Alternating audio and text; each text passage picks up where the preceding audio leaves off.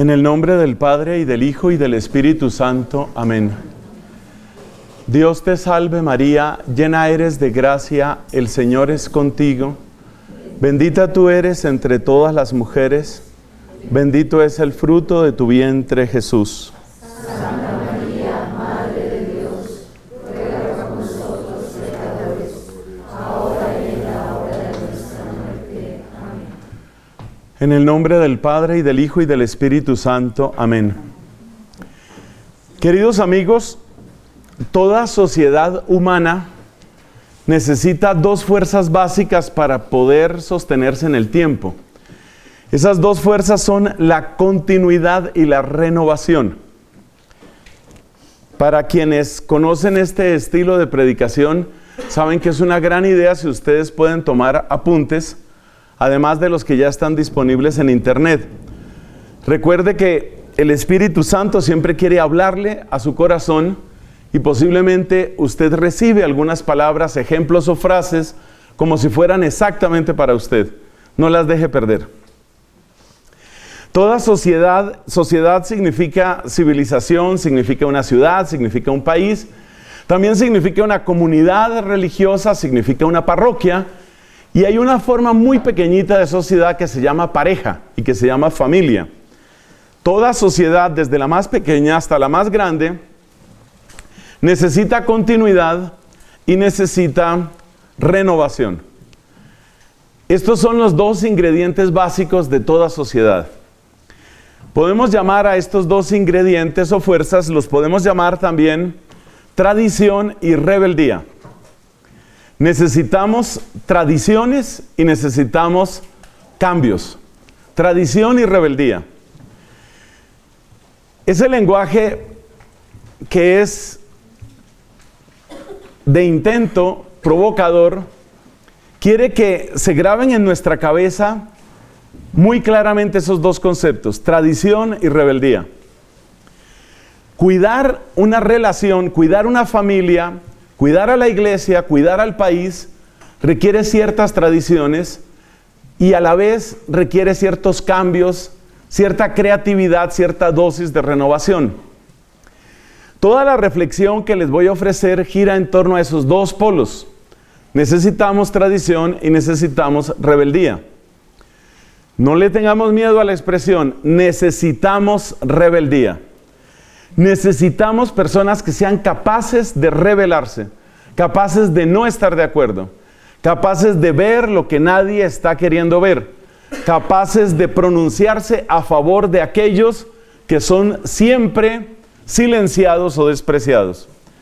De hecho, muchas de las grandes personas de la historia, la gran mayoría de los que consideramos grandes hombres o mujeres, han sido personas que han mostrado alguna forma de rebeldía. Pero la rebeldía por sí misma tampoco resuelve todo. Entonces vamos paso por paso. Estamos en la introducción, amigos, y lo que vamos a mencionar ahora es ¿qué pasa cuando nosotros despreciamos la tradición? Y luego, ¿qué pasa cuando nosotros despreciamos la rebeldía? Vamos a unir estas palabras con algunos ejemplos también de la Sagrada Escritura.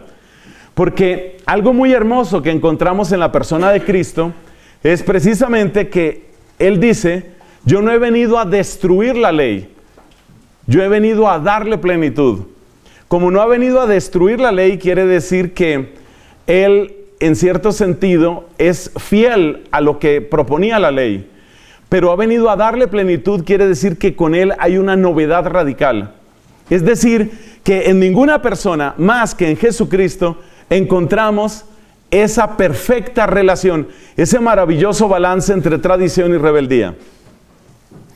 Todavía para motivar un poco más esto, permítanme que dé un ejemplo de las relaciones de pareja. En una buena relación de pareja debe haber tradiciones.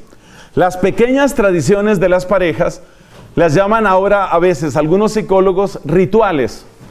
Lugares, costumbres, chistes, maneras de hacer las cosas que les permiten reconocerse el uno al otro y les permiten conectar con un pasado. Así, por ejemplo, una tradición que puede haber en alguna familia es cuando llega el cumpleaños de ella, siempre hay una serenata. O si no, en muchas familias Hay otra tradición, cuando llega el cumpleaños tiene que haber una torta. Si no hay torta en el cumpleaños, no se celebró el cumpleaños. Esas son tradiciones.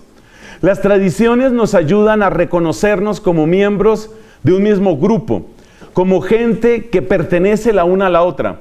Estar dentro de una misma tradición significa que yo sé quién eres y tú sabes quién soy. Pero a la vez las parejas también necesitan una dosis de novedad, necesitan una dosis de creatividad, porque todos sabemos el daño que hace la rutina si dejamos que la rutina lo invada todo. Entonces tiene que haber también novedad. Novedad en sus palabras, novedad en su trato, novedad en la manera como se hablan, novedad a veces en su intimidad. Todo esto está indicando que tiene que haber un balance entre tradición y rebeldía. Ahora bien, ¿qué pasa cuando descuidamos las tradiciones? Hay épocas en la vida, lo vamos a ver más adelante, hay épocas en la vida en las que uno se siente especialmente rebelde. Y cuando uno se siente especialmente rebelde, la tendencia es despreciar las tradiciones.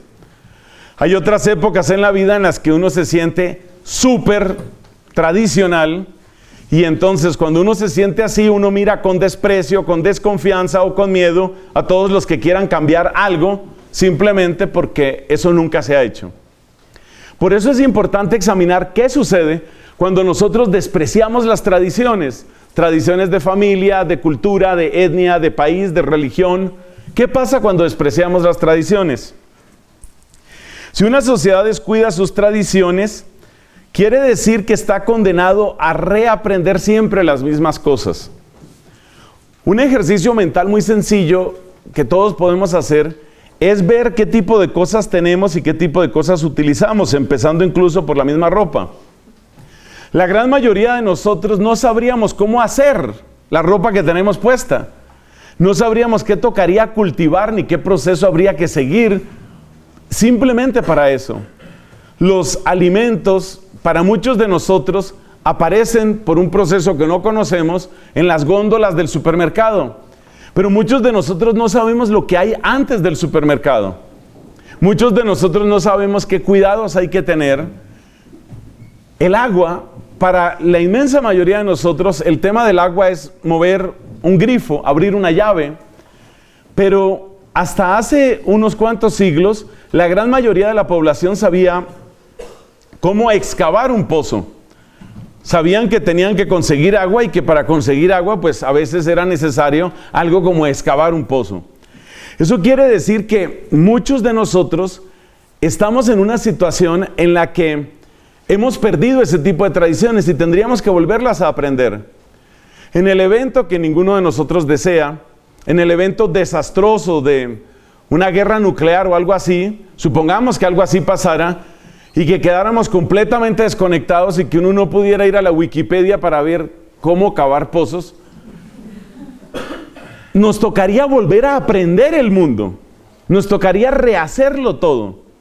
Esto es muy interesante porque, especialmente en la juventud, uno piensa que uno no necesita tradiciones, y resulta que uno piensa que no necesita tradiciones, pero uno está apoyándose en el conocimiento, en las destrezas, en las prácticas, de generaciones y generaciones y generaciones atrás. Entonces, no se puede despreciar la tradición, no se puede despreciar el tesoro que viene del pasado. Ese tesoro que viene del pasado es el que permita que tú no tengas que volverte a inventar internet. Tú no tienes que volverte a inventar la telefonía celular. Tú no tienes que volverte a inventar el microondas. Piensa en las cosas que tú utilizas cada día mientras estás despierto. La parte de noche es sencilla, una cama, una almohada, eso es fácil de inventar. Pero lo que tú utilizas mientras estás despierto, piensa todo lo que tú utilizas y te darás cuenta que en todas esas cosas realmente estás dependiendo de muchas y muchas generaciones, muchísimas generaciones. Entonces, despreciar las tradiciones es necio, porque de esas tradiciones hemos aprendido muchas cosas. Una vez yo hacía una reflexión, y es que la mayor parte de los protocolos y códigos de seguridad que tenemos hoy, en casi todas las áreas de la vida, dependen de personas que han muerto. Es decir, el mundo en el que nosotros estamos posee ciertos estándares de seguridad, entre otras cosas, porque hay muchas personas que han muerto. Y puede decirse que la sangre de aquellas personas que han muerto es la que nos preserva a nosotros en mucha seguridad. Si miramos la construcción, por ejemplo, si miramos el transporte, si miramos las comunicaciones, si miramos casi cualquier actividad humana, ha habido una gran cantidad de muertos. Un asunto que es escalofriante es pensar cómo lo bueno y lo malo parecen mezclarse en esas tradiciones. Una vez leí que la época de la humanidad en la que mejoró más drásticamente todo lo que significa transporte aéreo, aviación, fue la Primera Guerra Mundial. Es decir, que si tú miras qué significaba volar en 1914, y si tú miras qué significa volar en 1917, en esos 3 o 4 años de la Primera Guerra Mundial, cambió drásticamente todo el concepto de lo que significaba volar. ¿Qué lo hizo posible? Es muy triste decirlo: la muerte, la guerra, la necesidad de volar mejor, la necesidad de tener mayor autonomía, la necesidad de tener mejor ubicación geográfica, la necesidad de tener mayor maniobrabilidad. Todo eso mejoró la aviación. Y ahora nosotros nos transportamos, nos subimos a un avión y estamos dependiendo de códigos de seguridad que provienen de algo que se aprendió a un precio muy, muy alto.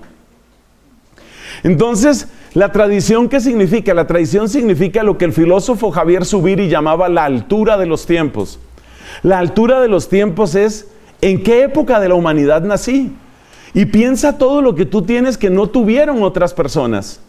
Especialmente la gente que ha tenido una vida más o menos extensa, como pasa en algunos miembros de mi familia.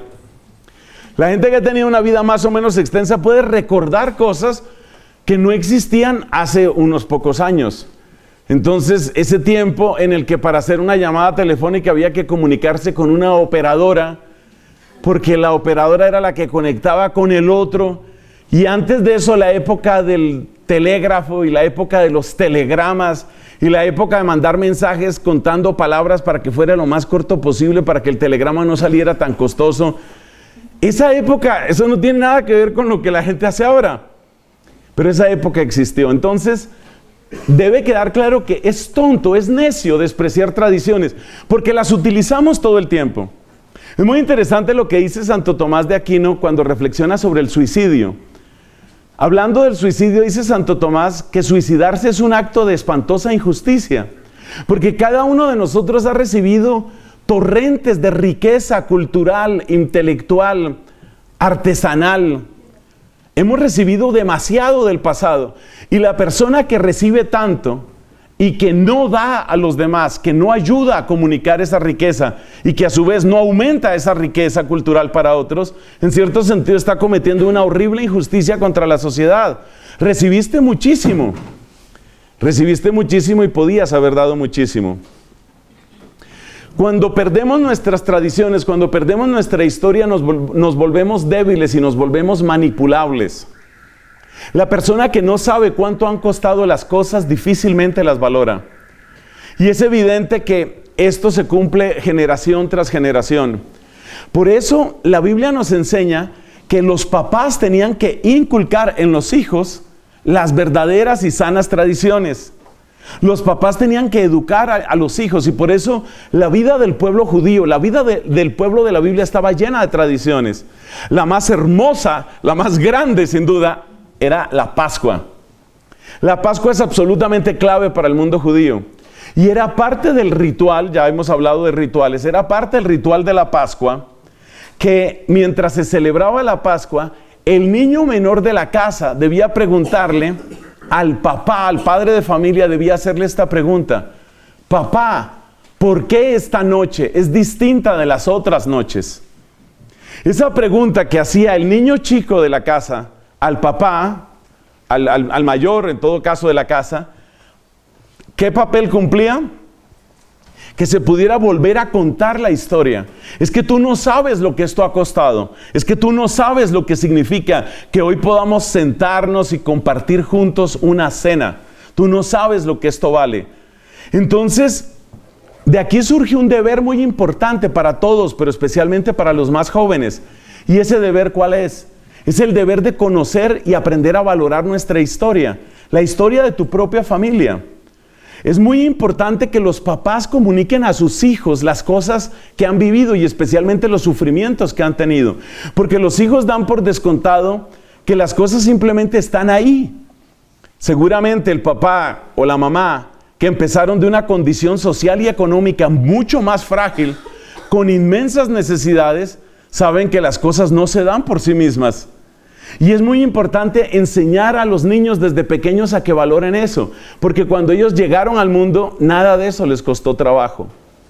Cuando uno no valora las cosas, entonces tampoco las defiende, y por eso uno las deja perder fácilmente.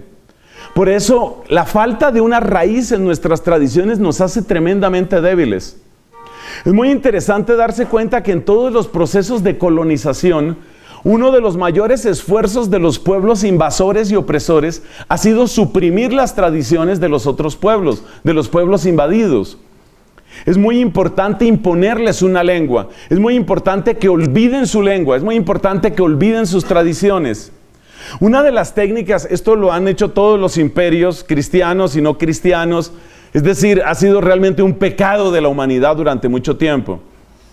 Uno de los recursos que utilizaba, por ejemplo, José Stalin, el dictador de larguísima duración en lo que fue la Unión Soviética, lo que hacía él para dominar pueblos particularmente rebeldes era crear artificialmente gigantescas migraciones.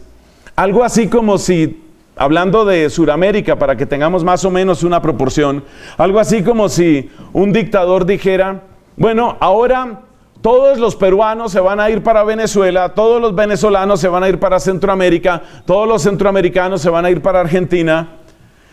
Unas migraciones gigantescas, y no estoy exagerando, eran cientos y miles de kilómetros de migración. Dentro de ese proceso y con la imposición de la lengua rusa, ¿qué pasa? Que la persona que está sin una casa, sin un resguardo, la persona que está sin su tierra, sin su entorno, se debilita, se vuelve frágil.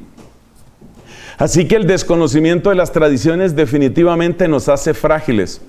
Lo vemos también en el campo religioso. A mí me aterra y me duele muchísimo ver que muchos católicos dejan la iglesia católica sin haberla llegado a conocer en realidad. No saben lo que están dejando. Un día dejan de ir a misa, pero es que nunca supieron lo que era la misa. Un día dejan de confesarse, pero nunca vivieron una buena confesión. Eso es una pérdida terrible, es una pérdida en cierto sentido irreparable. No supieron lo que estaban dejando. Entonces, la falta de tradiciones nos hace muy débiles y nos hace manipulables, y esto lo han utilizado los dictadores y las ideologías que quieren cambiar el mapa de la tierra. Una tercera característica cuando perdemos nuestras tradiciones es que la visión se vuelve de muy corto plazo. Lo único que me interesa es mi pequeño mundo, que salga bien mi carrera, que yo tenga bien mi puesto, que mi cuenta bancaria esté bien. Es una de las características, uno de los muchísimos daños que traen las adicciones.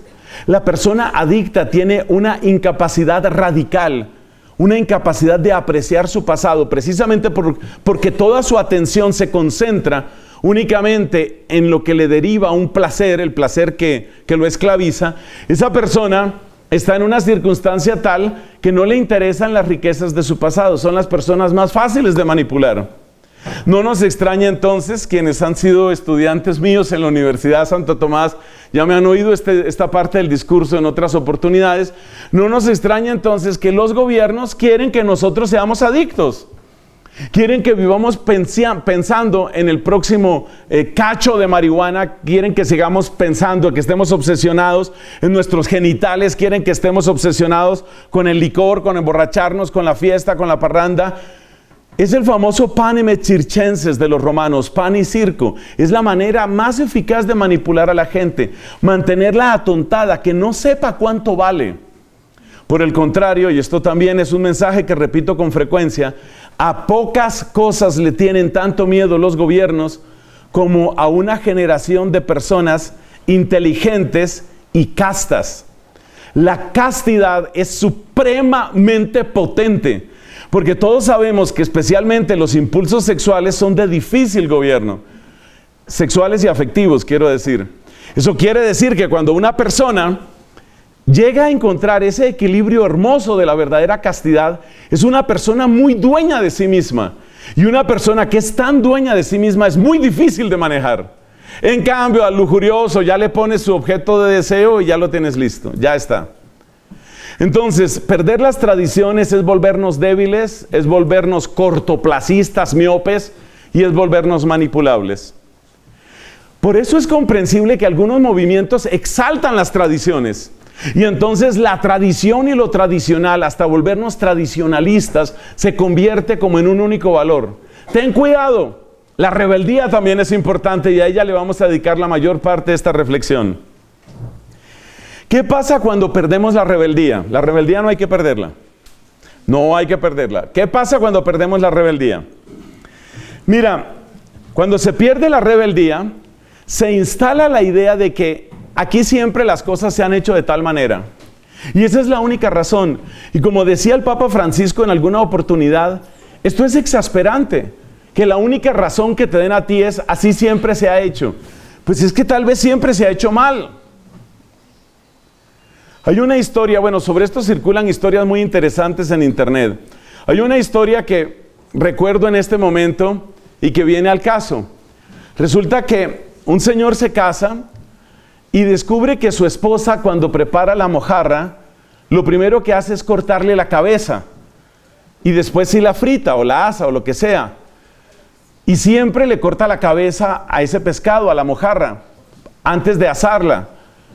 Como él nunca había visto eso, entonces le pregunta a su esposa, mira, pues, o sea, tu comida muy deliciosa, él tiene que decir eso porque tú sabes, ¿no? Entonces, tu comida muy deliciosa, pero me llama la atención que siempre le cortas la cabeza a la mojarra. ¿Por qué haces eso? Y ella me dice, pues así me lo enseñó mi mamá y siempre lo hemos hecho así. Esa fue la única razón que dio. Bueno, el hombre pues no entró en mayores discusiones en ese momento. Pero cuando hubo ocasión de hablar con la suegra, entonces le pregunta en un tono cordial, tengo una curiosidad, señora. ¿Por qué usted siempre le corta la cabeza a la mojarra cuando la prepara? Y entonces dice ella, esta es una costumbre que me quedó cuando nosotros teníamos una estufa muy pequeña y apenas teníamos unos sartenes diminutos y no cabía toda la mojarra en el sartén. Entonces tocaba cortar la cabeza. Evidentemente, cuando ya las estufas eran mucho más grandes, no tenía ningún sentido seguir repitiendo eso. Entonces, la falta de una sana dosis de crítica y de rebeldía nos vuelve esclavos de costumbres que en el fondo no tienen una razón de ser. Hay muchas cosas del pasado que tienen una razón de ser, pero otras no tienen razón de ser. Y sostener las cosas simplemente porque siempre se ha hecho así es una gran tontería. Segundo, hay que tener en cuenta que toda sociedad se renueva básicamente a partir de niños y jóvenes. No estoy diciendo nada que sea una genialidad, es algo que todos conocemos. Los niños y los jóvenes son la fuerza de renovación en toda sociedad. Pero cuando creamos el ambiente de que toda rebeldía es mala, lo que estamos haciendo es enviándoles a los jóvenes la idea de que su energía es inútil, su creatividad no es bienvenida, y entonces empiezan a sentirse relegados y sin esperanza. Sobre todo hay un peligro para muchos de nosotros los adultos, y es que nos vamos volviendo expertos en hacer diagnósticos. Nos encanta hacer diagnósticos. Lo que pasa en la sociedad, lo que pasa en este país, en esta cultura nuestra, es que... Y levantamos el dedo y acusamos y tenemos diagnósticos. Los diagnósticos son interesantes, pero tú ponte por favor en el corazón de un joven que lo único que oye es, hay problemas, la sociedad anda mal, parece que esto va a estar peor. Y por otro lado le estás diciendo, y las cosas siempre se han hecho así, siempre toca hacerlas de la misma forma. Este es un mensaje de profundo pesimismo. Para muchísimos jóvenes es un mensaje de pérdida de esperanza. O puede suceder otra cosa que yo no sé si es peor. Y es que algunos jóvenes se dan cuenta que como no hay ningún espacio para realmente renovar las cosas, como no hay ningún espacio para la creatividad, lo único que les queda es aferrarse de una manera, diríamos, exasperada de la tradición. Sobre esto también ha hablado el Papa Francisco en algunos momentos. Es decir, Yo me he encontrado, por ejemplo, con estos casos. Me acuerdo un grupo en internet en el que yo estaba y estoy, aunque cada vez participo menos, un grupo de internet, y siempre hablaban de la misa tradicional, la misa de modo extraordinario, la misa en latín, el elogio al latín, el gregoriano es lo único que sirve, el canto con ese instrumento llamado órgano, eso es lo único que vale. Bueno, sucede que este servidor ha tenido oportunidad de estudiar bastante latín y ha tenido oportunidad de enseñar latín. Yo he sido profesor de latín durante muchos años, bueno, bastantes años, cuando era más joven. Actualmente no enseño eso, la comunidad me ha puesto a enseñar otras cosas. Pero pues yo leo y entiendo muchísimo el latín, por supuesto que sí. Y entonces me ponía a hablar con algunos de ellos y me decían que ellos no entienden el latín. O sea, que viva la misa en latín y saben cantar perfectamente el latín en su versión preciosa del gregoriano. No tengo nada contra el gregoriano. Lo cantan de una manera preciosa, pero no entienden nada. Y entonces les decía, bueno, pero ¿qué sentido tiene que tú estás cantando unos textos preciosos si no los entiendes? Y me decían algunos de estos jóvenes me decían, es necesario, para la fe no es necesario entender, simplemente es necesario practicar, es lo único que es necesario. Esa manera de pensar claramente se queda corta. O sea, la fe no la dio de esa manera el Señor. Entonces, fíjate hasta dónde se puede llegar cuando nosotros, por criticar toda forma de rebeldía, empezamos a asfixiar a los jóvenes. En el fondo lo que les estamos diciendo es, conviértete en un adorador de la tradición. Y el problema de esa manera de adorar la tradición es que la persona se vuelve imposible de hablar, no hay manera de hablar. Esos son los típicos jóvenes de ultraderecha que en sociedad se llaman skinheads, por ejemplo, y que en política son los partidos neonazis o neofascistas que están surgiendo y pululando en Europa, y que en religión a veces son estos grupos donde la gente sabe muy bien pronunciar y leer en latín, pero no entiende nada de lo que están diciendo. Por favor, no me malinterpreten. No estoy hablando mal del latín. Lo amo, he compuesto música para himnos en latín, he grabado oficios enteros en latín. Sé lo que se puede sacar de esa lengua, o mucho de lo que se puede sacar de esa lengua. Lo que yo me refiero es que esa actitud fanática no le hace bien a esos jóvenes, los mantiene como en una burbuja, y finalmente lo único que produce es agresividad, porque esas personas aferradas a su modo de vestir, aferradas a su modo de hablar, muchas veces no tienen la capacidad, por ejemplo en el plano de la fe, no tienen la capacidad de transmitir ni la alegría ni la fuerza del evangelio.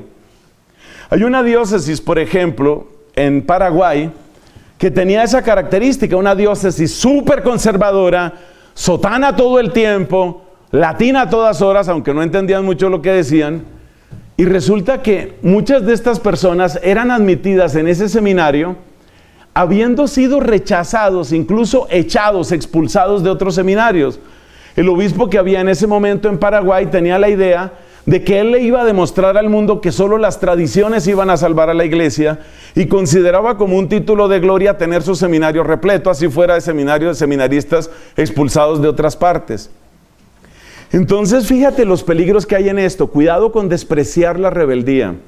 Despreciar la rebeldía es condenar a los jóvenes o a un fanatismo absurdo, que es miedoso y que es amargo y que los aísla, o es llevarlos a la desesperación o a la exasperación. Por eso también dice la Sagrada Escritura por boca del apóstol San Pablo: corrige a tus hijos. Está bien, tienes que corregirlos, pero no exageres, porque los vuelves apocados, porque los anulas, porque los asfixias. Se necesita mucha sabiduría, porque en realidad saber educar en el fondo requiere transmitir la tradición, pero también transmitir la rebeldía. Oiga lo que estoy diciendo. Papás, enseñen a sus hijos también a que sean rebeldes. Preocúpense si sus hijos son demasiado dóciles. El exceso de docilidad en los jóvenes muchas veces lo que demuestra es una especie de cobardía para enfrentar sus desafíos propios, y eso realmente no es lo que queremos. Finalmente, la falta de rebeldía hace que algunos errores que deberían haberse corregido no se hayan corregido. Y no se han corregido porque todo se vuelve intocable. Si no hay rebeldía, todo se vuelve intocable. Y hay cosas que hay que tocar y hay cosas que hay que cambiar. Entonces, ¿qué tenemos hasta ahora, mis amigos? Lo que tenemos es que toda sociedad necesita tradición y rebeldía. Que si despreciamos las tradiciones nos volvemos débiles y manipulables, pero si despreciamos las rebeldías, toda rebeldía simplemente por ser rebeldía, nos volvemos amargos, nos volvemos fanáticos, nos volvemos intolerantes. Pasemos a una segunda parte. Esta segunda parte se llama la edad de la rebeldía. Vamos a hablar un poco sobre cuáles son las características de la rebeldía, especialmente cómo se presenta en las familias. Nuestro enfoque va a ser particularmente familiar en esta sección, pero ustedes se darán cuenta que lo que aquí se dice de los jóvenes y de la familia se puede trasladar a otras realidades, por ejemplo, de la sociedad. Un hecho interesante es que muchas veces se presentan estos mismos rasgos de las personas en las comunidades. Tengo suficientes años para haber visto cómo han surgido comunidades nuevas, comunidades religiosas nuevas. Por ejemplo, después del Concilio Vaticano II, han surgido comunidades religiosas nuevas. Y es muy interesante ver que las comunidades también siguen un poquito el proceso de las personas. O sea, hay comunidades que uno las ve en su adolescencia con sus crisis de adolescencia. Ya no es una persona, sino una comunidad. También las parejas pasan por estas crisis. Por eso los psicólogos hablan de que hay la crisis de los 7 años y la crisis, le tienen incluso plazos. Lo mismo sucede con las vocaciones. Entonces, es muy importante que uno sepa que esas crisis se van a presentar. Y cuando hablamos aquí de la edad de la rebeldía, es muy importante que comprendamos que la edad de la rebeldía no es solo de las personas. Tú con tu pareja seguramente vas a pasar también por momentos de rebeldía. De modo que, así como el niño en su infancia no se hace preguntas, pues el niño típico, me imagino que ahora los niños son distintos, pero el niño típico en su infancia no se hace preguntas como, por ejemplo, ¿es mejor ser hijo de mi papá o sería yo mejor hijo del vecino? ¿Estaría mejor si yo fuera hijo del vecino? Esas no son preguntas típicas de un niño. El niño simplemente confía. En cambio, el adolescente sí empieza a comparar. Un momento, ¿y por qué el papá de él sí? ¿Por qué la mamá sí? ¿Por qué a fulano sí? ¿Por qué a mí no? Entonces empieza en una actitud crítica. El proceso semejante se viven también en las parejas y esto hay que saberlo para no desesperarse. Tristemente, en algunos países, empezando por mi muy amada España, se ha caído en el tema de que cada vez que hay una pelea o hay un problema, divorcio express, acabemos con esto. Es una desgracia ese lenguaje. Necesariamente las parejas van a pasar por crisis, necesariamente. Y eso significa que es normal que en un momento dado te despiertes un día y digas, ¿y yo estoy casada con eso? O sea, hay un momento en el que tú puedes sentir eso. En el que tú puedes sentir, pero ¿qué hice? ¿Qué me dieron? ¿Yo qué tomaba en esa época? ¿Qué pasó conmigo? Es una crisis, o sea, la relación está pasando por una crisis que puede ser una crisis de crecimiento. Óyeme bien, una crisis de crecimiento. El papel de las crisis es ese. O sea, es difícil ser adolescente. Si me preguntan a mí, yo no quiero volver a esa edad. No, por favor, no quiero volver a esos años. Es difícil, estamos de acuerdo en que es difícil. Pero, aunque sea difícil, aunque cueste trabajo, las crisis son las que nos hacen lo que hemos llegado a ser. Efectivamente, tú no puedes ser siempre la niñita, la hija de tu papi, no puedes ser siempre. Hay un momento en el que tú tienes que empezar a ser tú, con una versión distinta. Pero el tema es cómo aprender a ser distinto sin que distinto sea un capricho, sin que distinto sea la manipulación de la moda del momento, sin que distinto sea lo que me dijeron las amigas en la universidad. Ese es un poco el papel de esta predicación, ese es un poco el papel de esta conferencia. Pero yo quiero que tengamos una visión primordialmente positiva sobre lo que significa crisis. Toda persona, la mayor parte de los universitarios pasan también por una crisis en su carrera. Si la carrera eso está bien calibrado, si la carrera es de 10 semestres, en el semestre 5, 6 o 7, la persona entra en crisis. Yo creo que esto no es lo mío, yo creo que me equivoqué, no sé qué estoy haciendo aquí, esto no tiene ningún sentido. Realmente yo debería estar en el Circo del Sol, eso era lo mío. Yo tenía que estar allá, yo no sé por qué me metí a esto. Es una crisis. De esas crisis pueden salir cosas muy buenas. Sin embargo, debo decir algo que es un fenómeno psicológico extraño, solo lo menciono aquí. Y los psicólogos que andan por ahí, ustedes saben que esa gente se mete en todas partes, los psicólogos que hay por ahí estudian este fenómeno. ¿Por qué hay ciertas etapas en la vida que no tienen crisis, llamémoslas así, de estado o de vocación? O sea, la persona puede tener crisis como persona, pero en su vocación, en su rol, no presenta esa crisis. Concretamente, esto es algo que ha sido observado en los abuelos. O sea, conocemos papás que tienen dudas sobre su manera de ser papás, mamás sobre su manera de ser mamás, esposos, hijos. Pero es muy difícil encontrar a un abuelo que diga, yo sí serviré para abuelo. Realmente, ¿yo por qué resulté de abuelo? ¿Será que ser abuelo es lo mío? Estas cosas no pasan. Y esto lo destaca también el Papa Francisco para mostrar el papel de solidez emocional que suelen dar los abuelos. Muchas personas, incluso cuando están en graves dificultades y cuando están en tensiones feas con el papá o con la mamá, encuentran en sus abuelos, encuentran como una especie de islote de paz en la abuelita. Y uno se pone a pensar por qué es así. Parece que esa especie de remanso, de sabiduría que suele encontrarse en esa edad, hace que la persona tenga precisamente un poco más de paz. Entonces, la edad de la rebeldía. ¿Cuáles son las características típicas de la rebeldía? Recuerda que aquí las mencionamos hablando de jóvenes, pero esto vale para las crisis de pareja, esto vale para las nuevas comunidades religiosas, esto vale incluso para nuevos movimientos políticos. Hay gente que no ha podido superar, crean un movimiento político y al poco tiempo el movimiento ya no sirve para nada, solo sirvió para montar un presidente y ya después no sirve para nada, mejor me callo. Entonces, rasgos típicos de rebeldía. Y esto es muy interesante, yo le doy gracias a Dios especialmente por los jóvenes que están hoy presentes aquí, porque estas cosas es interesante conversarlas así. Precisamente uno de los grandes, poderosísimos recursos que nosotros tenemos como seres humanos es iluminar nuestra conciencia con la razón y con la fe si somos creyentes y poder expresarnos.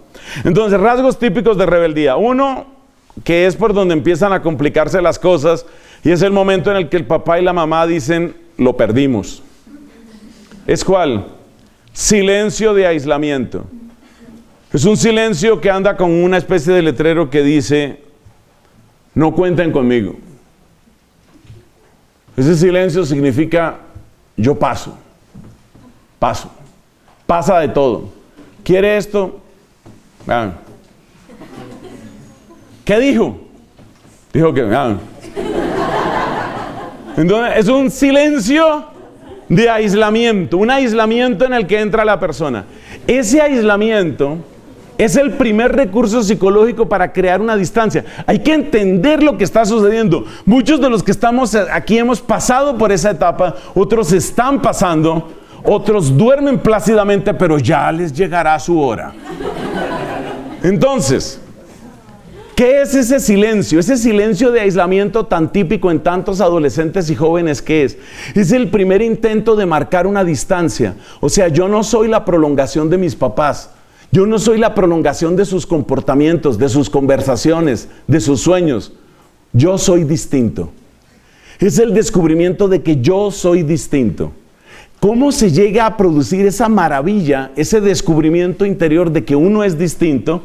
Está ligado a unos procesos fisiológicos, hormonales, bioquímicos, es decir, ahí hay de todo. Pero el hecho es que sí sucede. Yo soy distinto. Entonces el primer síntoma es una especie de silencio y de aislamiento. Segundo síntoma, gusto por comportamientos o modas exóticos. Es el momento en el que mi peinado tiene que ser distinto. Siempre, ¿yo por qué estoy peinado así? O sea, cuando me podía peinar. ¿Yo por qué estoy peinado así? Porque así me peinaba mi papá. Pues no, ahora me voy a peinar yo.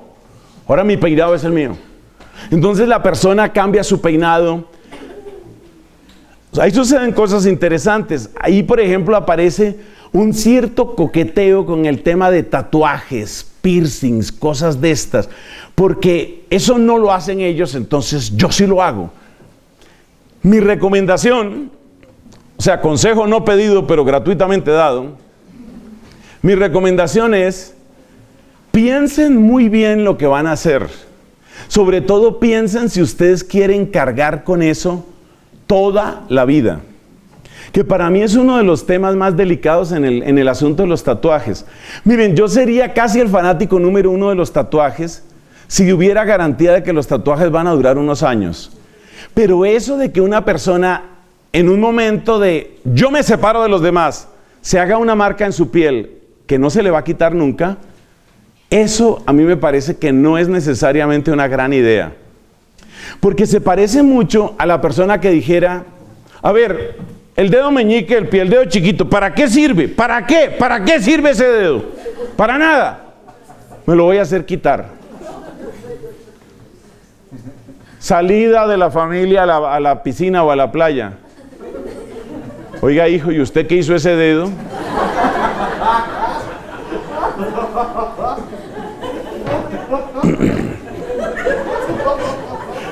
No, pues me lo quité. Está demostrado que ese dedo no sirve para nada. Algunos lo llaman el dedo orangután. Ese dedo es para los primates, ese dedo es para la gente que vive agarrada de los árboles. Yo no necesitaba eso. Entonces, es posible que fisiológicamente no sea indispensable, pero de verdad tú quieres el resto de tu vida carecer de ese dedo. Entonces, el gran peligro, ¿cuál es? El gran peligro es que la rebeldía de una etapa te marca el resto de la vida. Entonces ahí es donde aparecen las modas exóticas, a veces de una manera claramente provocativa, desafiante. Entonces en la época en la que se ponen de moda, por ejemplo, la minifalda. Entonces la mamá siempre ha tratado de que la niña se vista de una manera pudorosa. Pues me pongo aquí mi minifalda porque ya mis amigas me enseñaron cómo sentarme. Y entonces se pone su tremenda minifalda, para gran gusto y alegría de todos los amigos. Gran gusto, porque ella cree que se sabe sentar. No sabe, pero nadie se lo va a decir, porque nadie va a ser tan tonto de decirle, tú no te sabes sentar. No, que mejor que no aprenda. ¿Para qué queremos que aprenda? Entonces vienen las rebeldías de la minifalda, esas rebeldías hay que entenderlas. Tienen un lugar. No se puede tener un extintor en la casa frente a cualquier cosa de esas. Obviamente hay que tener una medida y una prudencia en eso. Entonces ese es otro síntoma. Tercer síntoma, actitudes o vocabulario o música agresiva, ruidosa y una vez más desafiante. En el fondo lo que está tratando de decir la persona es, sepan que ustedes tienen su música, la suya. Yo tengo mi música. Usted tiene yo tengo mi. Got it. El papá no sabe qué es got it. No sabe si es una película, no sabe si es una serie. Pero entonces el muchacho en ese momento siente, uy, le gané, no supo ni dónde estaba parado, no tuvo ni idea de dónde estaba parado. Posturas morales, religiosas o políticas ajenas o contrarias a las típicas de los mayores. Mi papá, godo, con azul de Prusia, era que se llamaba eso. Mi abuelo, más godo. Mi bisabuelo, súper godo. Yo, Petro al poder. Entonces, es la manera, estamos en la misma idea. Estamos en la misma idea, o sea, yo soy distinto, no me metan en eso, Todos ustedes dicen que eso es pecado, yo creo que tal vez no es pecado. Entonces, a veces, sobre todo en estos temas morales, temas políticos, fácilmente se presentan esas controversias, ¿no? Esas controversias. No es fácil navegar esos años, no es fácil navegar esas circunstancias. A veces no es fácil navegarlas para el que está en el barco y a veces no es fácil navegarlas para el que está en la costa. Es difícil para ambos. Quinto, a veces se crean lenguajes y caminos de comunicación propios. Por eso para muchos jóvenes es una pésima, pero pésima idea que los papás o los mayores en general siempre van atrás, o sea, siempre están retrasados en la tecnología. Eso da impaciencia, pero es que además siempre van llegando. Entonces, ¿qué quiere decir eso? Hombre, abre uno su humilde portal en MySpace. Aquí nadie se acuerda que es MySpace. Abre uno su portal en MySpace y de pronto, oh sorpresa, uno pone ahí el nombre del papá, Bernardino Medina. Uy, abrió MySpace mi papá. No, pero ¿qué pasa? O sea, ¿qué hace mi papá con una? Pero es que, ¿cómo así? Entonces, y encima de eso pone Garzón y Collazos. No, pero, o sea, ¿qué le pasa a mi papá? O sea, ¿cómo se le ocurre? O sea, por lo menos una cosa decente. Mínimo, o sea, John Travolta ahí en adelante. Y eso, o sea, que nadie se entere, pero si tiene que poner algo. Entonces, abandonan MySpace. ¿A dónde se van? A Facebook. ¿Qué sucede? Lo que le da risa a usted. Luego el papá abre perfil en Facebook. ¿Pero qué es esta persecución? O sea... Entonces llega el momento en el que están, o sea, a mí me da ternura, ¿no? A mí me da ternura porque ellos están buscando su red, pero cada vez se trata de que nadie sepa en qué red estoy. Entonces se comunican así como con signos. Entonces, ¿qué? Entonces ya saben en qué red están, pero nadie más puede saber porque qué tal que abran. Ahora entonces ya entraron a Telegram, ya entraron a Line, ya entraron a Snapchat, o sea, no nos van a dejar nada de la cosa. Lo que pasa aquí es la necesidad de tener su lenguaje, es la necesidad de tener sus canales. ¿Por qué? Porque yo soy distinto. También en la iglesia eso ha pasado con los movimientos. Por eso ha tenido que intervenir el Vaticano desde antes y también ahora. Ha tenido que intervenir. Por ejemplo, a veces se presentan comunidades religiosas, se presentan fenómenos de endogamia espiritual. ¿Qué es eso? Endogamia espiritual es, nosotros solo nos alimentamos de nuestras fuentes espirituales, solo nos confesamos dentro de nuestro grupo. Entonces ya ha habido grupos, ya ha habido comunidades, en el siglo XX hubo varias, en donde le decían a la gente, cuando se vayan a confesar, busquen un sacerdote, ojalá, que sea de los de nuestro grupo. Entonces nosotros tenemos nuestro propio lenguaje, nosotros nos manejamos entre nosotros nos alimentamos entre nosotros. Fíjate que así sean personas viejas en términos de número de años, están teniendo actitudes adolescentes. Cuando la iglesia ha tenido verdadera madurez, nunca tiene eso. Nunca pone esas restricciones de conciencia, y yo no sé si este consejo le pueda servir a algunos de ustedes o a otras personas que vean después esto por internet o lo estén siguiendo. Pero yo les quiero decir, jamás dejen ustedes que les encadenen su conciencia, jamás. Esa idea de que usted solo tiene que confesarse conmigo, esa idea de que usted solo tiene que oír a tal padre, esa idea de que usted solo tiene que leer estos libros, no. En la Santa Iglesia Católica hay una oferta inmensa, tremendamente amplia y válida. Y es muy importante esto porque cuando se ha llegado a la endogamia espiritual, inmediatamente empieza un espíritu de secta. Si tú lo miras bien, esos jóvenes que están buscando cuál es la red social donde no entran ni mi tío, ni mi tía, ni mi papá, y sobre todo de ninguna manera, pero en ningún caso puede entrar mi abuelita, esos grupos, en el fondo lo que están queriendo hacer es lo mismo. Esos adolescentes o esos jóvenes están queriendo hacer lo mismo que los grupos que antes he mencionado. ¿Cuáles son los riesgos de la rebeldía?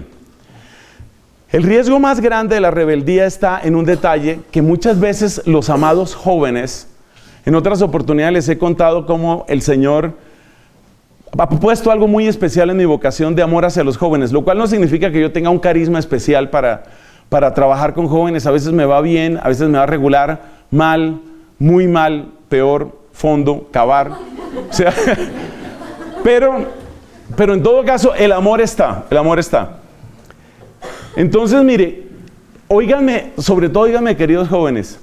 Mire, lo que muchas personas no se dan cuenta, especialmente en estas edades, es que todos estos análisis que yo estoy haciendo aquí, tratando de hacerlos de la manera pues más amable para ustedes, estos mismos análisis los hacen en muchos otros escritorios, oficinas, empresas, que saben que esto es así. Y ellos saben que estos son los procesos psicológicos y esta es la lógica social que sigue la juventud. Y precisamente porque saben que esa es la manera como obra la juventud, saben qué cuerdas hay que tocar en el corazón del joven para manejarlo. Entonces el riesgo, esto es una gran paradoja y es una idea que quiero subrayar mucho. El gran riesgo de ser súper rebelde es ser súper dócil. El gran riesgo de parecer que tú eres súper rebelde y no le haces caso a nadie, es que un astuto, muy astuto, sabe cuál es tu dinámica, sabe cuál es la palabra que hay que decirte, sabe cómo hay que llegarte al corazón y sabe cómo manejarte. Entonces ese cuidado hay que tenerlo. Los grupos políticos, las sectas religiosas, las pandillas juveniles, incluso hay personas mayores. Hay un fenómeno que se llama grooming, G-R-O-O-M-I-N-G, grooming. Groom en inglés significa el novio dentro de una pareja. Groom es un término clásico dentro del inglés para eso. Y grooming es una palabra derivada de ese ser novio que significa el tipo de conversación que tiene una persona adulta, con muchísima frecuencia un hombre, que empieza a interferir y a meterse en la vida de menores de edad, especialmente de niñas menores de edad. Entonces es impresionante. Mire, el arsenal, óigame bien, el arsenal psicológico que tiene un groomer típico, uno de estos, es impresionante. ¿Saben cómo llegarle a un adolescente mejor que el 98% de los párrocos del mundo? ¿Saben cómo hablarles? ¿Saben cómo explotar sus rebeldías? Entonces, todo empieza por algún tipo de contacto. Un chat, por ejemplo. Un chat en una de esas redes. Y como el joven no quiere que el papá sepa, o la joven no quiere que el papá sepa y ni la mamá sepa en qué red está, entonces en esas redes, precisamente las más escondidas, es donde con más frecuencia aparecen este tipo de personajes. Por supuesto, ellos al principio se hacen pasar por otra cosa. Es parte de los riesgos de Internet, es parte de los riesgos del anonimato. Entonces entra y se saben todos los dichos y se saben todos los chistes, se saben todas las bandas, se saben todo se lo saben. O sea, conocen bien cómo hablarte en tu lenguaje, muchacho.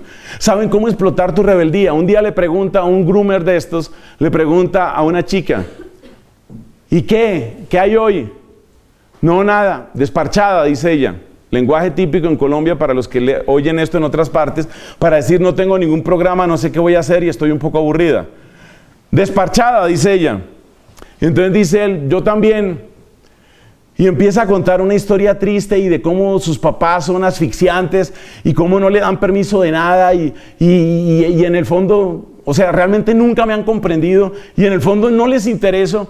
Pero él está diciendo todo eso ¿para qué? Para crear un puente emocional con esa muchacha. Porque él presiente que ella se siente así por otros chats que han tenido. Entonces crea el puente emocional y entonces esta muchacha siente, uy, sabe cómo me siento yo, y empieza ella a hablar y entra en una relación. Entonces el gran peligro de la rebeldía, ¿cuál es? Que tú sabes de quiénes te estás separando. Tú te estás separando de las autoridades clásicas, te estás separando de quienes son, digamos así, control dentro de tu mundo. Tú sabes de qué te estás separando, lo que no sabes es en brazos de qué te estás echando. Eso es lo que tú no sabes. Yo he conocido dos casos muy dramáticos que me dolerá la vida entera porque cuando esto sucedió yo era demasiado joven, demasiado inexperto como religioso, demasiado, y ni siquiera había sido ordenado sacerdote, y yo no tuve las herramientas en esos momentos para ayudar a dos personas que todavía me duelen. Una de ellas es una muchacha con un cuadro de rebeldía total y uno mira la vida que le había tocado, o sea, abandonada del papá, con una mamá súper controladora, regañona. Entonces ella sentía, yo no tengo vida, yo estoy asfixiada aquí, esto es aburrido, yo no quiero esto. En fin, estaba en esa actitud. Y en esa actitud ella entra a estudiar a la única institución donde podía entrar para hacer su carrera, es decir, a la Universidad Nacional en Colombia. Y en la Universidad Nacional empieza a conocer una serie de personas. No es que esto pase únicamente en la Nacional, ni le quiero hacer propaganda negativa a la Universidad Nacional. El hecho es que en el caso de ella sucedió así. Entonces en la universidad empezó a conocer una cantidad de rebeldes con los que ella rápidamente entró en conexión. Porque ella sentía que eso era lo que le faltaba a su vida. O sea, estaba cansada de ser la niña que siempre tenía que decirle sí mamá, sí mamá, sí mamá. Y además la mamá la trataba a ella como si le hiciera pensar que la peor desgracia que le había sucedido a esa niña era crecer. Porque la mamá soñaba, y de esto vamos a hablar todavía en la parte final de esta predicación, la mamá soñaba nostálgicamente, ¡ay, el tiempo en el que yo con una mirada la corregía! Esos tiempos en que yo únicamente le decía, ¡Lucía! Y ya la muchachita, sí mamá, como diga la mamá. Pero después resulta que la mamá le dice, ¡Lucía! Y ella le responde, ¡Rosana! Ya no le funciona. Entonces ya la hija creció. Entonces la mamá tenía un gran afán de control sobre la hija. Y ella sentía que había crecido y que era incomprendida. Pero para hacer la historia corta, resulta que la gente con la que ella se metió, en ese caso fue en la Universidad Nacional, era gente que era adicta a las historias de vampiros. Y eso de entrar al mundo gothic, uy, estamos en un mundo gótico, y entonces nos vestimos todos de cuero y andamos así negros y andamos siempre con cara de amargados, y así con cara de que cura desgraciado, y así, y usted no se meta conmigo. Así, con una mirada, lo primero es practicar la mirada. Ojo, el ojo derecho tiene que estar ligeramente más cerrado que el izquierdo. Y resulta que los tales vampiros estos eran una secta de depravados que efectivamente mataban personas y bebían literalmente sangre humana. Ese fue un escándalo terrible, eso sucedió hace un poco más de 20 años. Una de las células de esos vampiros, eso sigue existiendo en Bogotá, estaba ahí. Y entonces esta muchacha consideraba que la gran cosa en la vida era ser novia de uno de estos duros del vampirismo. Y ella siempre creía que cuando el otro hablaba de vampiros era una cosa, no sé, como de fantasía, así como hablar de carros o hablar de viajes espaciales. No, el tipo sí practicaba eso. Cuando ella se dio cuenta de que eso pasaba, entró en una crisis bárbara, tuvieron que hacerle tratamiento psiquiátrico. No supe al final cómo acabó esa historia. Otra historia parecida me sucedió con una muchacha que estaba estudiando periodismo y le pareció que la mejor idea era infiltrarse en una secta satánica para tener unas cuantas experiencias emocionantes y revelar la verdad del satanismo a Colombia. Esa historia acabó pésima. Entonces, ¿qué pasa? Que las personas que están simplemente guiadas por su rebeldía, si tú vas a tomar la rebeldía como tu única lámpara, te van a manejar los que son más inteligentes que tú. Y esto funciona comercialmente. Hay marcas, es que sobre esto hay estudios, hay libros que están escritos. Hay una marca que todavía sigue vendiendo, cada vez vende menos, para felicidad mía, me perdonan que sea así de franco, una marca que se llama Desigual. Si ustedes estudian la marca, la historia de la marca Desigual, ustedes verán que nació alrededor de una mesa. De gente que estaba pensando, ¿qué hay que decir a los jóvenes para que sientan que nosotros somos la alternativa? ¿Cómo quieren vestirse ellos para sentirse? Entonces ellos te analizan, ellos te leen, ellos saben cuáles son tus códigos y empiezan a ofrecerte eso. Y cada uno de los chicos, y sobre todo chicas que van a Desigual y se compran ropa de Desigual, sienten, soy rebelde. Y resulta que los dueños de Desigual reciben tus euros, porque eso nació en Europa, reciben tus euros y dicen, sigue rebelde mamita, sigue rebelde, rebelde hasta la muerte, no se te olvide, rebelde, rebelde, rebelde, rebelde hasta la muerte. Y están haciéndose ricos contigo. Entonces el gran peligro de la rebeldía es ese, que caes en nuevas formas de manipulación. Otro riesgo que aparece en esto de la rebeldía, sabiendo que la rebeldía es necesaria, yo en eso me sostengo. Otro riesgo es que empezamos a utilizar estándares muy diferentes. Entonces quiere decir que si tal cosa lo dijo, por ejemplo, mi mamá, si lo dijo mi mamá, entonces seguramente está mal, seguramente es absurdo, seguramente es tonto, seguramente es manipulador, seguramente. Pero si entro a mi grupo de internet, si voy a mi pandilla juvenil, si me lo dice mi novio, si me lo dice el jefe, si me lo dice el cacique de la tribu donde yo estoy, tiene que ser verdad. Entonces se presenta una tremenda paradoja, y es que hay muchas de estas personas que son tremendamente críticas con una parte de la población, concretamente con los que han sido autoridad en su vida hasta entonces, pero son terriblemente dóciles para otras personas, hasta puntos absurdos. Yo en mi vida solo he tenido que tratar a una persona que realmente haya estado, pertenecido y participado en grupos satánicos. Yo oía las historias de esta jovencita que en ese momento tenía 14 años y medio, y yo decía, esto es asombroso. O sea, yo no salía de mi asombro. El Señor, por supuesto, lo fortalece a uno, lo ayuda muchísimo como sacerdote, porque el encuentro con esa chica satánica no fue nada fácil. El Señor lo fortalece a uno muchísimo. Pero yo oía como ella, ustedes saben lo que es voto de obediencia para los religiosos, y la gente siempre dice, no, pero el voto de obediencia los anula a ustedes. Amigos, ustedes no saben lo que es el voto de obediencia en el satanismo, no tienen ni idea. Es impresionante cómo funciona el voto de obediencia allá. Es exactamente la misma manera como funciona el voto de obediencia en las maras, las famosísimas maras de Centroamérica, las pandillas estas violentas, porque ellos necesitan obediencia absoluta y total. En las maras, pregunten la mara, la mara esta famosa de Honduras, Salvatrucha, me parece que se llama. Averigüen ustedes en la mara Salvatrucha, por ejemplo, averigüen sobre ella. Los rituales de entrada son esos. Mira, tu primera prueba es, tienes que matarle la mascota a tu vecino, que no te ha hecho nada. Es para ver si la persona es capaz de matar a un ser inocente, en este caso un gato, un perro, lo que sea. Ya lo hizo. Bueno, siguiente prueba, ahora tienes que matar al vecino. Ya le mataste la mascota, ahora matas al vecino. Y la obediencia es absoluta. Entonces los mismos muchachos que frente a sus papás y sus mamás son, no me dejo mandar de nadie, allá en su tribu, allá en su mara, allá en su pandilla, lo que me manden, y si me mandan matar, mato, y si me mandan emborracharme, me emborracho, y si me mandan abortar, aborto. La chica esta que salió del satanismo era una chica que tenía unos conflictos brutales con sus papás. Ella había entrado en un aislamiento bárbaro pero impresionante. Lo que la sacó de ese mundo fue solamente una cosa. Cuando el dueño, o sea, realmente hay un novelo diabólico que es ese tema, ¿no? Valga la redundancia. Cuando el dueño de esas personas, porque las tratan como esclavos, ¿no? Para ellos no son ni aliados, ni hijos, ni nada. Eres mi esclava y tú tienes que obedecerme a mí. Cuando el dueño de ella le dijo, ahora necesitamos sacrificar a tu hermano, tráenos a tu hermano para que lo sacrifiquemos. En ese momento a ella se le movió, se le alcanzó a mover algo por dentro. Pero el grado de manipulación era impresionante porque ya esta persona había hecho pactos de sangre y toda esa clase de cosas con el demonio. Sé que estoy diciendo cosas extremas, sé que son extremas, pero es la manera de hacer claridad sobre un punto que considero muy importante.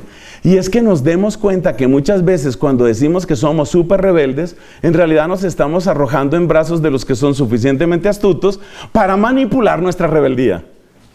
Hasta cosas muy sencillas. Yo me acuerdo de un congreso juvenil.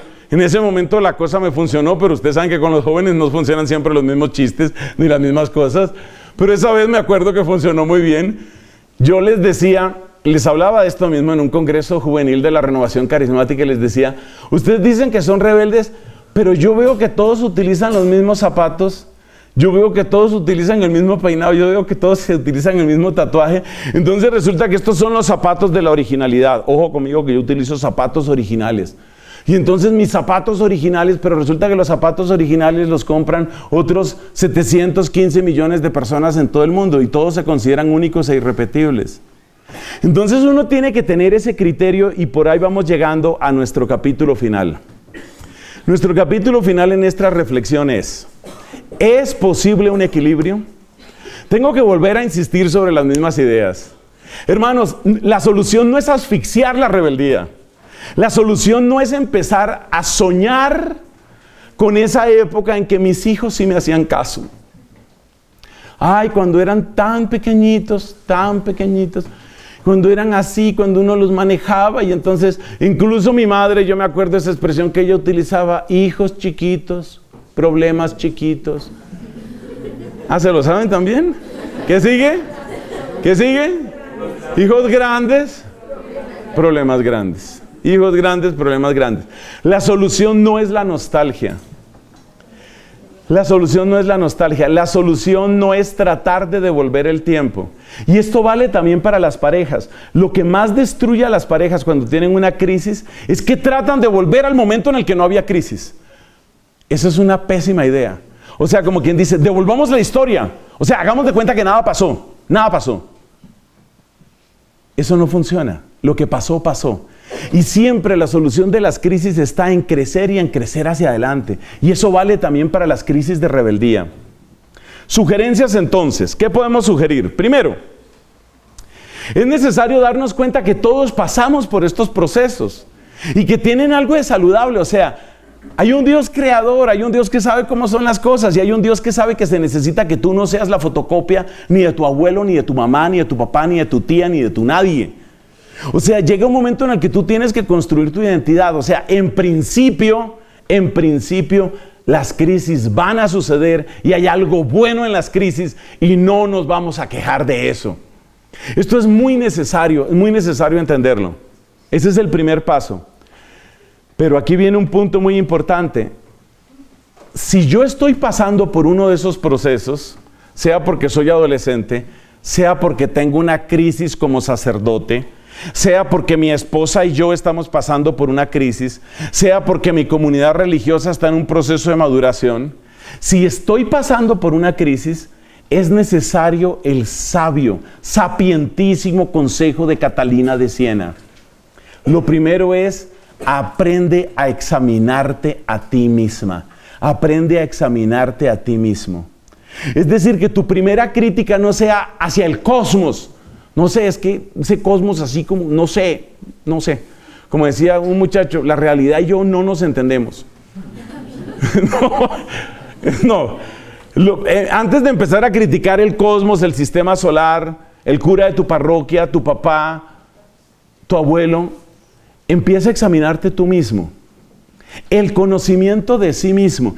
Las preguntas reiteradas pero no angustiosas. ¿Qué es lo que realmente quiero? ¿Qué es lo que realmente estoy buscando? ¿A qué le tengo realmente miedo? ¿Qué es lo que fundamenta mi esperanza? Las preguntas. Esas preguntas que tú vas haciendo, esas preguntas profundas hacen mucho bien. Y por eso aquellos lugares de la iglesia donde se hacen esas preguntas hacen muchísimo bien. Esos lugares suelen ser los retiros espirituales. Para muchos de nosotros en nuestra adolescencia o juventud, un buen retiro espiritual fue el mejor regalo. Mi párroco de aquella época y mis papás, por ejemplo, me regalaron en mi adolescencia un buen retiro espiritual. No voy a decir que todo se arregló, que nunca tuve problemas o dudas, pero un buen retiro espiritual, una buena ocasión de estar un poquito lejos de papá, de mamá y de todo eso, y de entrar un poquito en ti y hacerte unas cuantas preguntas. ¿Qué es lo que realmente quiero? ¿A qué le tengo miedo? ¿Qué clase de persona soy? ¿Qué es lo que estoy buscando? Esa clase de preguntas y esa clase de lenguaje hace muchísimo bien. Y te digo una cosa. Cuando tú te preguntas, cuando tú te haces esas preguntas con sinceridad, te voy a decir una cosa, ahí empiezas a conquistar la verdad.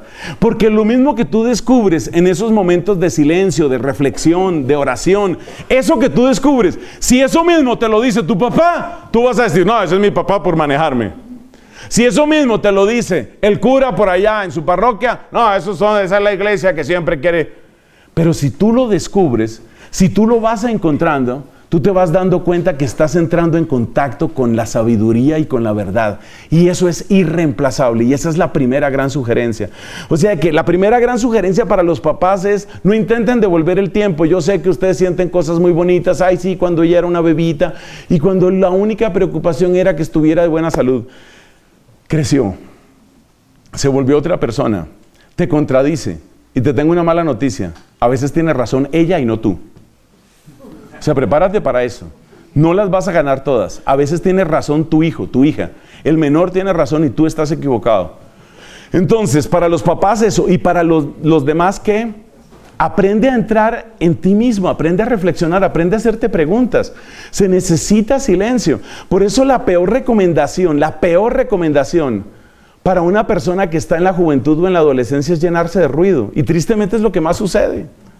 Porque tú necesitas, bueno, está bien que tienes tu música, que te gusta bailar, que lo que sea, está bien. También necesitas tu esparcimiento, que esperamos que sea sano. Pero ojo, ¿y tus preguntas para cuándo, hermano? Tú necesitas también tu silencio. Ayuda mucho que algunas personas escriben sus reflexiones. A veces los varones nos sentimos tontos y tenemos unos prejuicios ridículos con respecto a las mujeres. Entonces yo he oído a algunos varones que dicen, eso de estar llevando un diario, eso es de viejas, eso es de mujeres, eso es de las niñas.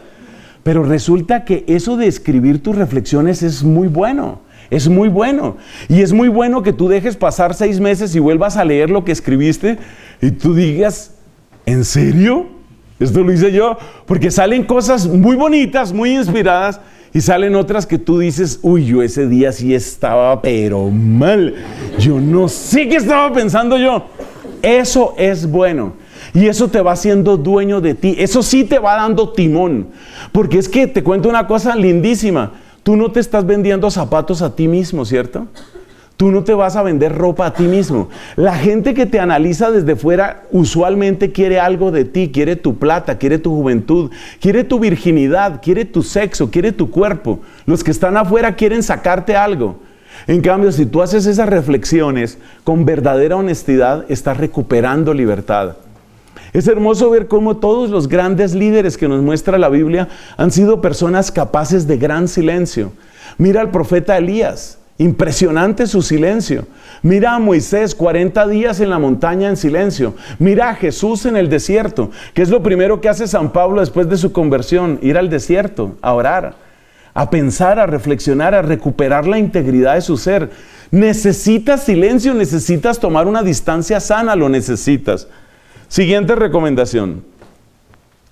Ten presente que lo único que puede hacerte libre es la verdad. O sea, Jesús lo dijo y no le voy a mejorar la frase a él. La verdad te va a hacer libre, y eso es cierto. ¿Eso qué quiere decir? Que nosotros no vamos a obedecer por obedecer, pero tampoco vamos a criticar por criticar. No vamos a contradecir por contradecir, pero tampoco vamos simplemente a seguir la corriente por seguir la corriente. Recuerda una cosa importante. Lee los capítulos 8 y 9 del libro de la sabiduría. Esos textos son bellísimos. Ahí se presenta a un joven buscando sabiduría.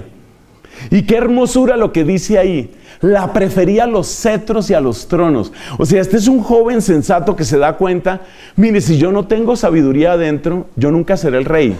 Esas palabras se presentan como si fuera una novela y que el que estuviera hablando fuera Salomón. Y Salomón, dentro de esa especie de novela, dentro de ese relato novelado que es esa parte del libro de la sabiduría, Salomón lo que está diciendo es, yo me di cuenta que yo nunca voy a ser el rey de otros si no soy primero rey de mí mismo, si no sé realmente qué es lo que quiero, si no tengo principios que yo pueda defender, que yo pueda clarificar, si yo no tengo esa posesión de la sabiduría, serán otros los que gobiernen a través de mí. Y uno se da cuenta de eso. Uno se da cuenta que muchos de los líderes y muchos de los llamados presidentes que nosotros tenemos, ustedes y yo lo sabemos, realmente no gobiernan ellos. Realmente a través de ellos gobiernan otras fuerzas. Ellos son las figuras, son los matachines, son las marionetas que hay que presentar, pero ellos no son los que gobiernan. Entonces, esas reflexiones, capítulos 8 y 9 del libro de la sabiduría, son muy buenas para eso, para enamorarse de la verdad. Y cuando uno empieza a enamorarse de la verdad, entonces uno empieza a hacer el verdadero discernimiento. ¿Mi papá tiene razón en todo? No. ¿Se equivoca en todo? Tampoco. Entonces voy a entrar a conocer cómo es que tiene razón en algunas cosas y no tiene razón en otras cosas. Eso es lo que da libertad. Y eso es lo que hace que tú puedas unir tradición y rebeldía. Es lo que tú puedes unir, continuidad y renovación. Si tú como jovencita, si tú como jovencito tienes esta capacidad de buscar la verdad, tú te das cuenta, mi papá acertó en algunas cosas, pero en otras no tanto. Entonces, así mejora la humanidad. Así tú puedes hacer tu verdadero aporte a la sociedad. Siguiente recomendación. Si nosotros vamos realmente a mejorar las cosas, nos ayuda muchísimo ver los que han sabido ser rebeldes. Desde muchos puntos de vista, Por supuesto, para nosotros cristianos es clave el ejemplo de los santos, pero en otros campos también hay otras personas, por ejemplo en el atletismo. Yo no recuerdo el nombre, pero ustedes lo pueden averiguar fácilmente en internet. Hay una cosa que es el salto alto, ¿no? Eso que viene la persona corriendo, salta, Y si te menciono esto, ya tú en tu mente tienes la imagen. ¿Cómo se hace el salto alto? Pues la persona se eleva y pasa de espalda, ¿cierto? Yo lo he practicado mucho, me sale mal, pero yo lo he practicado mucho. Pasa de espalda, ¿cierto? Aquí está la vara esa y la persona pasa de espalda así. ¿Tú sabes una cosa? El que se inventó esa forma de saltar fue un rebelde. Porque antes la gente no saltaba así. Antes la gente pensaba que la mejor forma de saltar era como haciendo una especie de delfín, como tirándose hacia arriba. Y este señor estaba con la idea de que esa no es la mejor forma de saltar. Y él descubrió otra forma de saltar y entonces averiguó las reglas de los Juegos Olímpicos. ¿Y qué es lo que dice la regla? Que usted tiene que pasar por encima. Usted verá cómo pasa por encima. Ah, ese era el dato que necesitaba. Yo veré cómo paso por encima. Y mejoró el salto alto y ahora todo el mundo utiliza la técnica de ese señor. Ustedes pueden encontrar el nombre de ese señor. Todo el mundo pensaba que la velocidad era algo que estaba referido a un marco de referencia permanente, universal, a la manera de Newton. Resulta que hubo otro señor que se llamó Albert Einstein que dijo un momentico, ¿y qué tal que la velocidad fuera una constante, la velocidad de la luz fuera una constante universal que debe preservarse en todo movimiento relativo? Y con ese solo principio y utilizando una herramienta matemática que se llaman las transformaciones de Lorentz, surgió la relatividad especial, la teoría especial de la relatividad.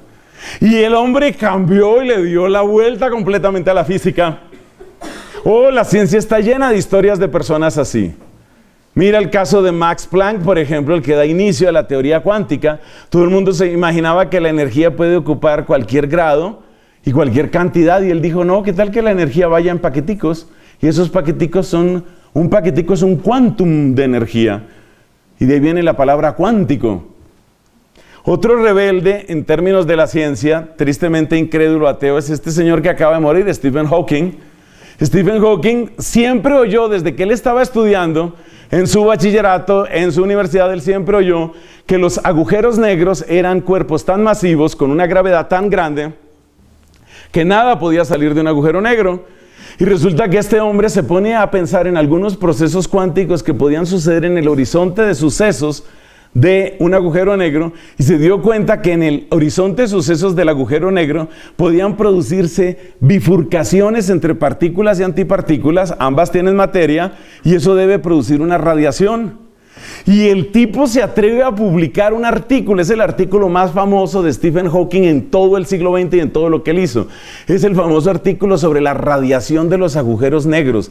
¿A quién se le había ocurrido eso? A nadie. Eso no es posible, eso no se puede hacer. Pero el hombre efectivamente lo hizo.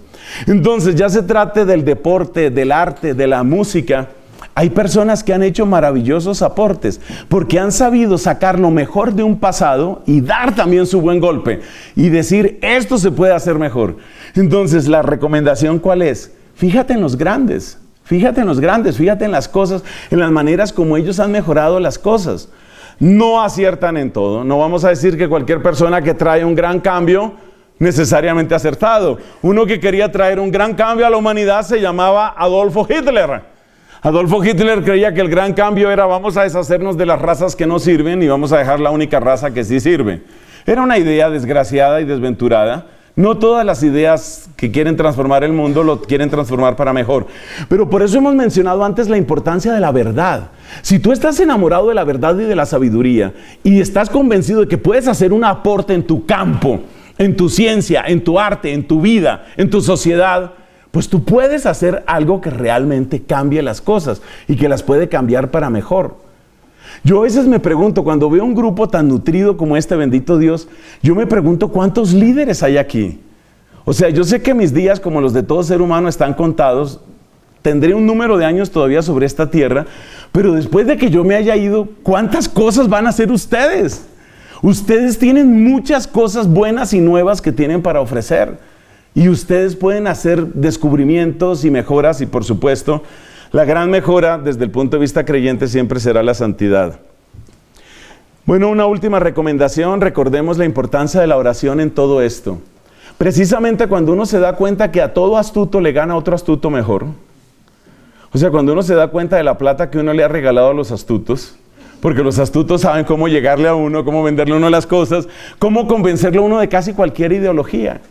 Es que no se te olvide que cuando uno está en una época de rebeldía, uno está en una época de fragilidad, porque uno está tratando de desprenderse de algo, pero uno siempre necesita una casa, un refugio, un grupo, un algo. Los seres humanos siempre necesitamos pertenecer a algo. Entonces, en esos momentos de fragilidad es donde nos conquistan para cambiarnos la cabeza, para meternos quién sabe qué. Si uno es creyente, como creo que es el caso de todos, casi todos, ojalá todos nosotros, si uno es creyente, uno tiene muy clara una cosa: yo me puedo perder. Yo me puedo perder. O sea, hubo un momento en el que una joven holandesa se radicalizó. Llegó a la conclusión de que en su sociedad todo era mediocre. Llegó en la conclusión de que el maltrato a la mujer era mayor allí donde la sociedad supuestamente más respeta a la mujer, pero en el fondo lo que hace es corromperla. Y entonces llegó a esta conclusión visitando algunas páginas web. El único lugar donde realmente tratan a la mujer con el respeto que merece y respetan su cuerpo es en el Islam. Y se volvió musulmana. Y se fue para Siria. Y entró con pasaporte holandés a Siria y se volvió del ejército islámico. O sea, uno puede cometer errores muy graves, errores suicidas a nombre de la rebeldía. Si uno es humilde y si uno es sensato, uno se da cuenta que entonces solo hay un camino. Hay que orar. Hay que orar, hay que pedirle a Dios. Mira, yo pienso, por ejemplo, pienso en los jóvenes. Por supuesto que cuando pienso en los jóvenes, pienso en los que veo aquí, pienso en mi propia familia, que la amo tanto. Y yo quisiera infundir este pensamiento en cada muchacho y cada muchacha. Mira, tú, tu mente, tus fuerzas, tus ideas, tu cuerpo, valen demasiado, demasiado. Y hay quien quiere adueñarse de él. Hay quien quiere explotarlo. Hay quien quiere adueñarse de él. Pero hay dos maneras de adueñarse, por ejemplo, del cuerpo de una persona. Una manera es la forma brutal, que es la violación y todo eso. La otra manera es la manipulación. Y desde siempre han existido esas dos maneras. Entonces, yo por eso invito, especialmente a los jóvenes los invito, nunca suelten la oración, nunca. La primera carta de Juan dice: les escribo a ustedes porque son fuertes y han vencido al mundo. Se necesita de la oración, es indispensable. Hagan su oración, háganla en secreto, háganla de corazón, pídanle a Dios que les ilumine. Valen demasiado y no es justo que tantos tesoros se pierdan como a veces parece que está sucediendo. Gloria al Padre, al Hijo y al Espíritu Santo.